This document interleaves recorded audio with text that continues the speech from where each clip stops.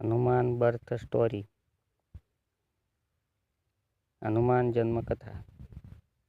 એકવાર મહાન ઋષિ અંગિરા સ્વર્ગના માલિક ઇન્દ્રને મળવા માટે સ્વર્ગમાં ગયા હતા, અને ત્યારે તેમનું સ્વાગત સ્વર્ગની અપ્સરા પુંજીથલાના નૃત્ય સાથે કરવામાં આવ્યું હતું.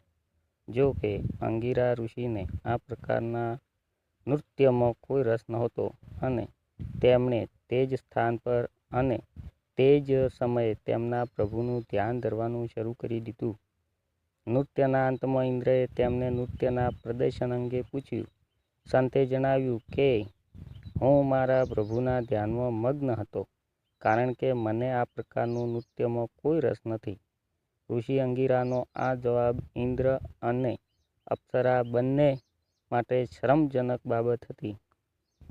અપ્સરાના આ નૃત્યએ સંતને નિરાશ કર્યા, અને ત્યારે ઋષિ અંગિરાએ શ્રાપ આપ્યો કે તમે પર્વતીય ક્ષેત્રના જંગલોમાં માદા બંદર સ્વરૂપે જન્મ લેશો.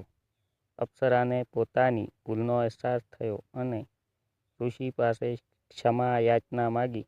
ત્યારે ઋષિને દયા આવી અને તેમણે આશીર્વાદ આપ્યા કે તારા ઘરે ભગવાનના એક મહાન ભક્તનો જન્મ થશે, અને તે સદાય પરમાત્માની સેવા કરશે. ત્યારબાદ તે અપ્સરા કુંજાર, કે જેઓ પૃથ્વી પરના તમામ વાનરોના રાજા છે, તેમની દીકરી સ્વરૂપે જન્મી, અને આ દીકરી મોટી થતાં જ તેમના વિવાહ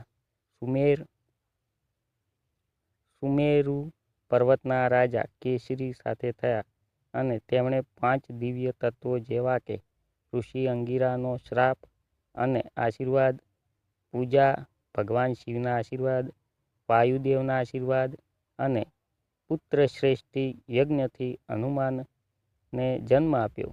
ભગવાન શિવે પૃથ્વી પર મનુષ્ય સ્વરૂપે પોતાના 11મા રુદ્રના અવતારમાં હનુમાનજી મહારાજ બનીને જન્મ લીધા, કારણ કે તેઓ પોતાના વાસ્તવિક રૂપમાં ભગવાન શ્રી રામની સેવા નહોતા કરી શકતા.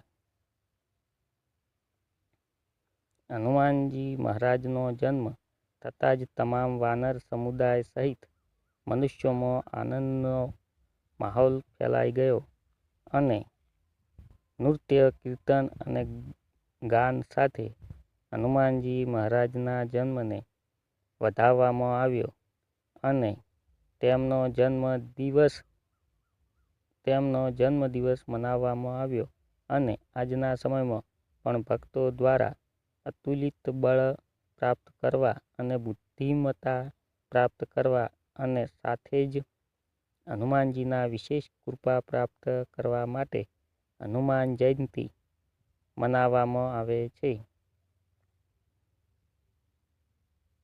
બોલો જય શ્રી રામ, જય શ્રી હનુમાન.